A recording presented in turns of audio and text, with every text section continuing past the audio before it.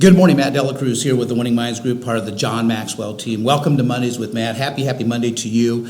You're probably actually viewing this on a Tuesday simply because yesterday was Memorial Day, and of course we were celebrating our Memorial Day weekend. First 3-day weekend of the year, actually.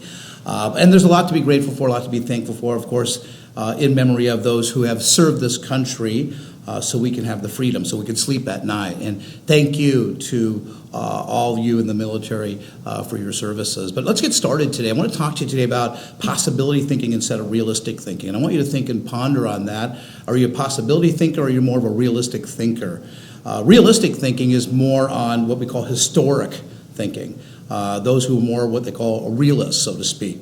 But the reason why I want to talk about that, what triggered me today, is I'm actually starting day one of my 2-day seminar builders that I teach, and I do 2 of these a year. It's a 2-day event where it's called Seminar Builders, and I reach out and I help and I pour into and I impact those that are speakers or wannabe speakers, trainers, and coaches. And a lot of the people who they love doing it, but they're doing it as a hobby, but now they want to do it and say, how can I make a living at doing it where I can quit my day job? And some of you viewing this right now, some of you are great speakers. You have a great story, you have a great message, but how do you go out there and impact the lives of many where you can make a living at doing that?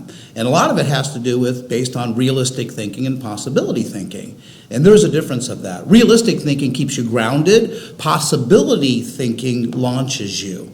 And because we're not programmed to possibility thinking, just a handful of people are. These are the ones who got this creative imagination. And that's where you have to really work on it. But today, I want to talk to you about probably one of the most important things, and that is, how do we take the realistic thinking or identify, or are we aware of realistic thinking, or are we more of possibility thinking? The possibility thinking really comes to play to where you think all things are possible, because it's true.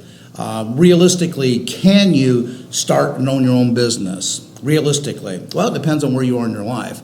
Is it possible to have your own business? Of course it is. Is it possible to live in any of the 50 states in the United States? Of course it is. Is it possible for you to make sure that take where your business is right now and launch it to a higher level? Of course it is.